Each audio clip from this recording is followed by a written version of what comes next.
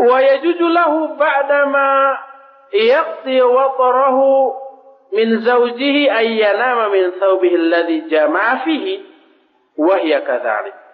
Ba'dama yamsahani anhumal adha bi khurqatin wa in syaa shallaya fihi. Boleh bagi seorang laki-laki setelah bergaul dengan istrinya, dia tidur dengan menggunakan baju yang dipakai untuk bergaul dengan istrinya. Kalau bergaulnya pakai baju. Tetapi tentu saja sebelumnya minimal wudhu terlebih dahulu. Minimal itu. Syukur kalau kuat mandi. Itu pun setelah dibersihkan. Dan boleh juga wanita demikian. Dan boleh juga keduanya sholat dengan baju tersebut. Selama bajunya tidak terciprati najis. Kalau air mani atau yang disebut dengan nutfah itu tidak najis. Rasul SAW kalau ada bekas tetesan air mani di kainnya cukup dikerik saja kalau sudah kering. Yang najis adalah madhi. Madhi itu satu cairan yang keluar sebelum keluarnya mani.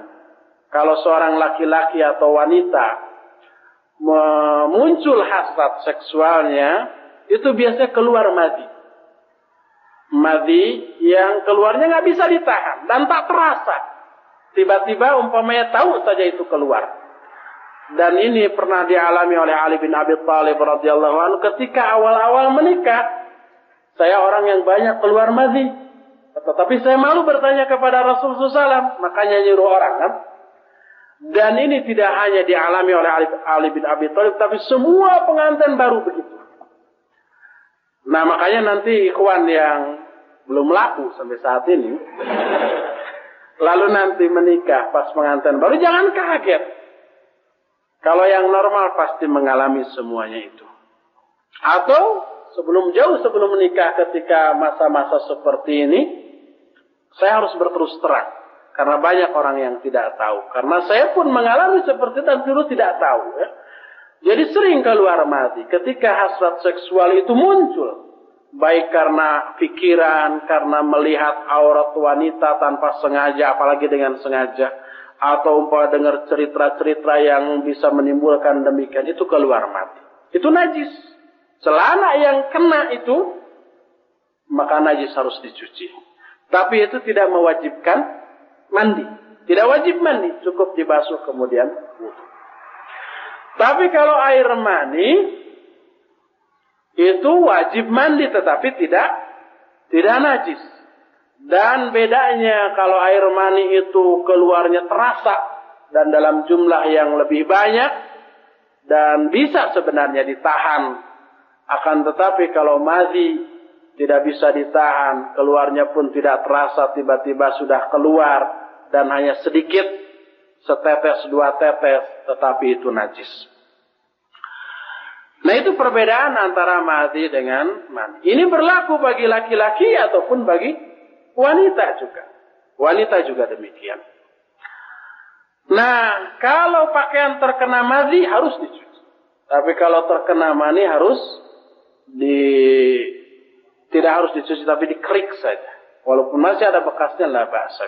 Nggak apa-apa tentang masalah itu.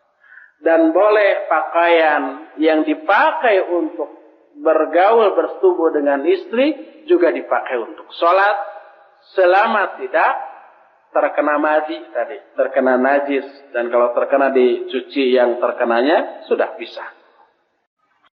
Nah ada satu poin ini yang saya harus lewat. Ini didasarkan kepada sebuah hadis. Qad sa'ala Muawiyah bin Abi Sufyan radhiyallahu anhu ukhtahu Habibah radhiyallahu anha. Hal kana Rasulullah sallallahu alaihi wasallam yusalli fi thawb alladhi yujami'u fi? Qalat na'am idza lam yara fihi ada. Kata Muawiyah bin Abi Sufyan bertanya kepada saudarinya Ummu Habibah radhiyallahu anha. Ummu Habibah ini salah seorang istri Rasul sallallahu alaihi wasallam. Kata Muawiyah, apakah Rasul sallallahu alaihi wasallam beliau sholat dengan pakaian yang dipakai bertubuh denganmu? Kata Ummu Habibah, ya, apabila tidak melihat adza di dalam pakaian, tidak melihat najis atau bekas madi tadi.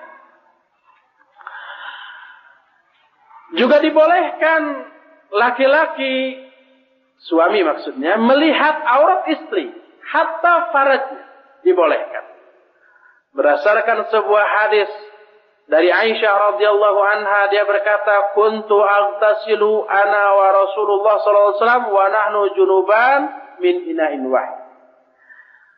Dulu saya, kata Aisyah radhiyallahu anhu, pernah mandi bersama Rasulullah SAW ketika itu kami sedang junub, mandi di satu bejana bersamaan.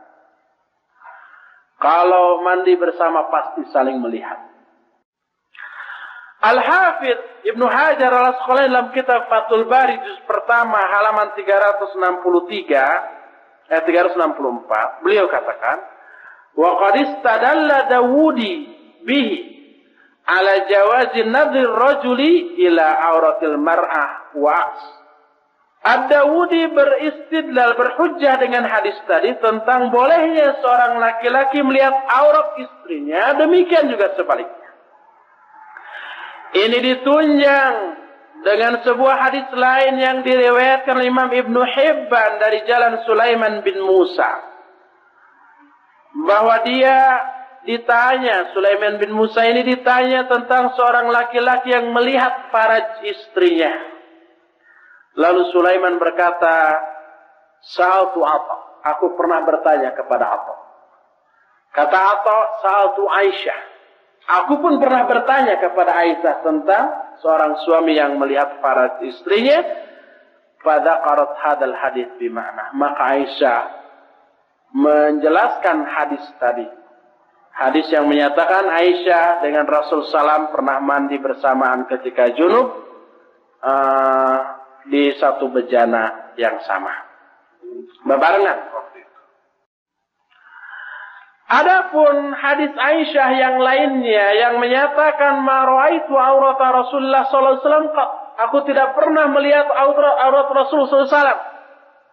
Atau dalam hadis lain ma ra'ali wa ma ra'aitu lahu. Hadis lain menyatakan begitu. Aku tidak pernah melihat kepunyaannya, Rasulullah SAW pun tidak pernah melihat kepunyaanku. Maka hadis di sini batil dari beberapa segi. Hadis ini yang menyatakan bahwa Rasulullah SAW tidak pernah melihat aurat istrinya dan sebaliknya dikeluarkan oleh Imam At-Tabrani dalam As-Saghir, Imam Abu Nuaim dalam Al-Hilyah, Al-Khatib dalam At-Tarikh. Di dalam sanadnya ada orang yang namanya Barakah bin Muhammad Al-Halabi, wala barakata fi. Namanya Barakah tapi wala barakata fi, dia tidak berbarokah. Karena apa? Dia itu kadzabun wadha, seorang pendusta, seorang pemalsu hadis. Oleh karena itu hadis ini la aslalah, batil, hadis yang batil. Selain sanadnya memang batil, matannya pun bertentangan baik dengan nas ayat Al-Quran maupun hadis. Ayat Al-Quran di antara menyatakan walladzina hum li furujihim hafizun. Orang-orang beriman itu orang-orang yang memelihara faraj-farajnya. Maksudnya baik diperlihatkan apalagi dipergunakan dengan cara yang haram. Illa ala azwajihim aw ma malakat aymanuhum fa innahum ghairu malumin, kecuali kepada istrinya atau kepada hamba sahayanya. Maka itu boleh diperlihatkan ataupun dipergunakan. Juga di dalam sebuah hadis, ihfaz aurataka illa min zaujatik aw ma malakat yaminuk. Pelihara auratmu. Maksudnya jangan diobral, jangan diperlihatkan, kecuali kepada istrimu atau kepada budakmu.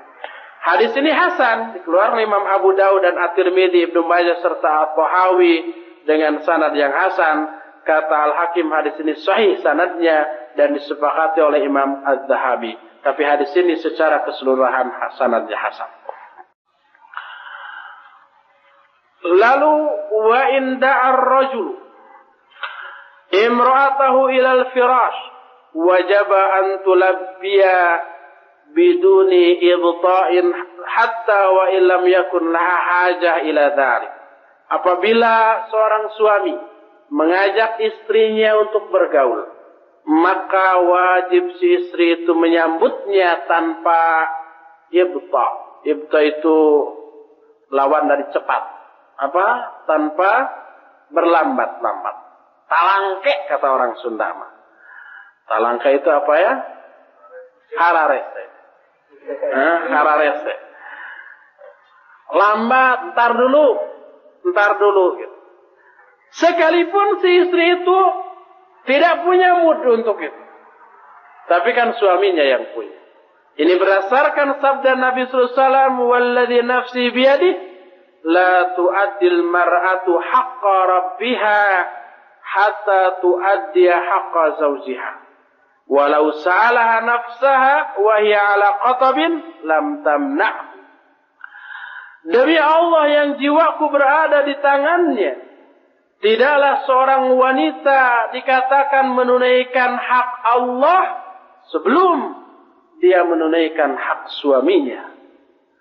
Dan apabila suaminya meminta kepada si istrinya untuk bergaul sekalipun di atas punggung unta, dia tidak boleh menolaknya. Maksudnya, lau arada ar-rajul qada'a hajatihi min imra'atihi wa hiya tarkab ala dhahril ba'ir lam yajuz laha an tamtani'a fa kaifa fi ghairi hadhil halah. Seandainya seorang suami ingin punya keinginan kepada istrinya, saat itu istrinya sedang menunggang seekor unta, tidak boleh istrinya itu menolak, walaupun di atas punggung unta. Apalagi kalau dalam keadaan yang lainnya. Nah, penjelasan tentang masalah ini insya Allah masih sangat panjang, setengahnya pun belum.